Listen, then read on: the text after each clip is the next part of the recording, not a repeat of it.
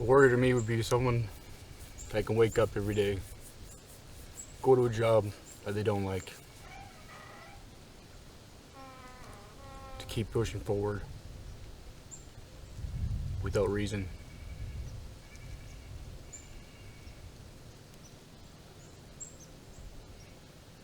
One that just keeps going.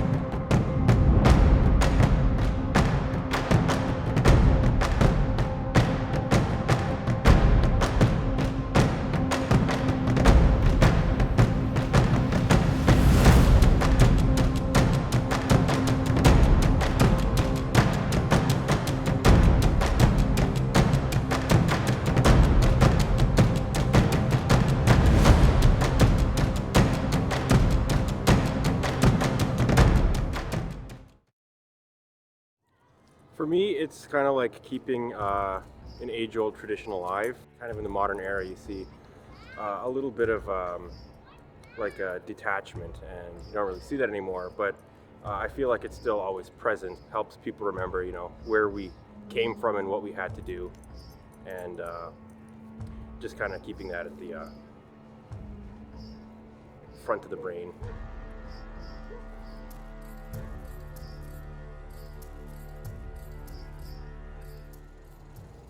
It's kind of like a weird, I'm going to describe it as a weird calling. I took martial arts when I was young, and it just kind of stuck. It felt right, it felt natural, gave me like a form of expression in a way. It's freeing in a sense. There's no words. There's something in like the rawness of practicing swords in combat that there's something instinctual there. Conflict. To me, warrior path is one where you embrace and you navigate conflict. And there's conflict in every part of your life. Interpersonal conflict, conflict with the world, internal conflict. It's all struggle, right? A lot of people, we're taught to avoid conflict, to bypass it, to retreat from it in order to facilitate things. And that kind of evasiveness is good in a way, but it doesn't work for everybody to confront and adapt to what they need, right? So when you confront the things that are in front of you and you struggle through them and you always face them and you don't run from them, I think that's really what it is to be a warrior, is to deal with the conflict and embrace it.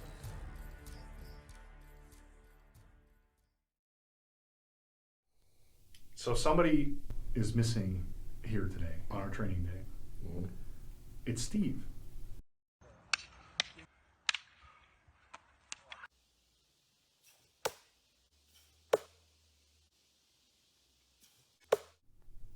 Can you talk a little bit about what Steve's been up to?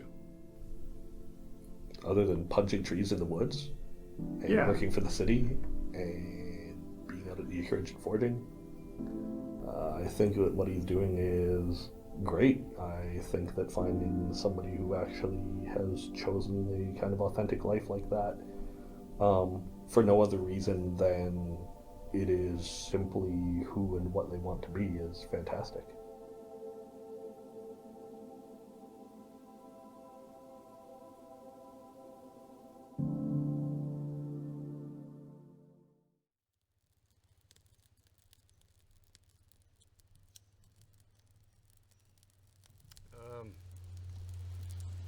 I'd say initially I started doing it to advance myself in nature. I'm training barefoot to become more grounded. It's like you're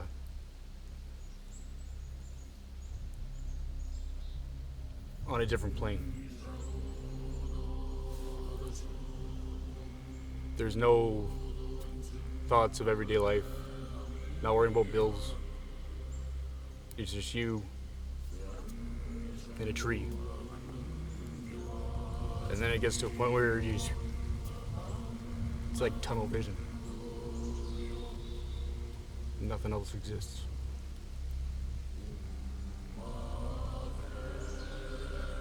It's like a drug almost, where when you get to that state, everything becomes attuned to one another. Your breath becomes rhythmic. You get lost in the movements.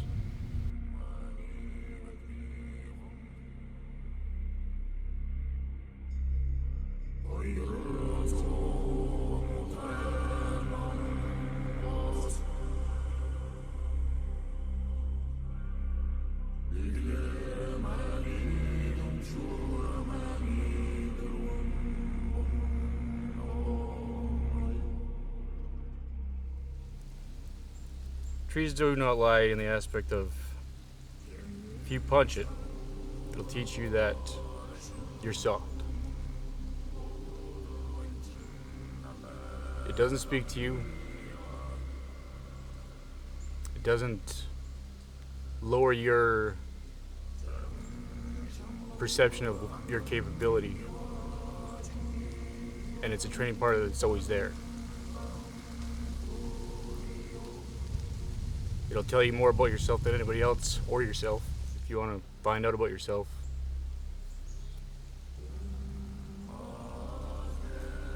Silence is a really good teacher.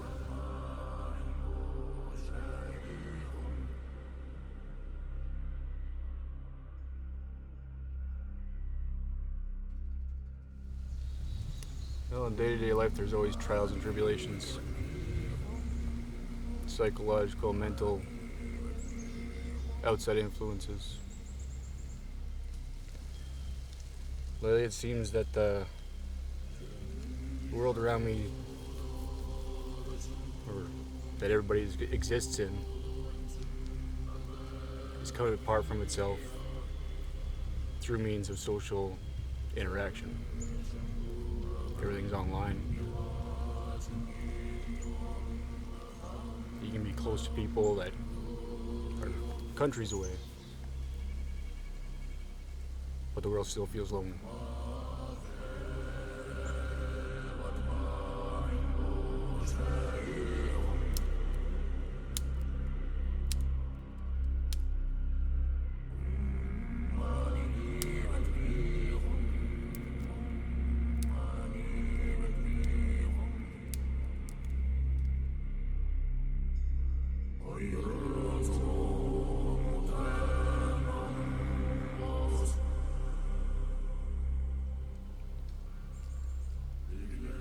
Throughout the duration of my training, I've been training methods of movement for 33 years, something years.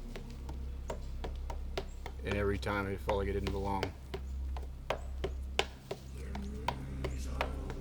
In my younger years, I used to think that everything was a challenge. I had to be better than people.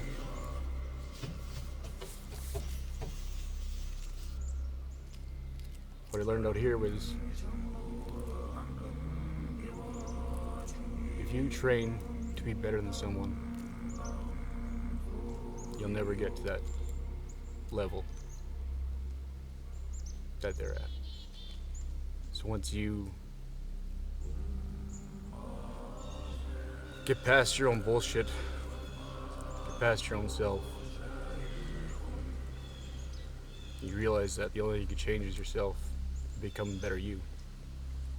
I think everybody in the world today is a warrior in their own sense.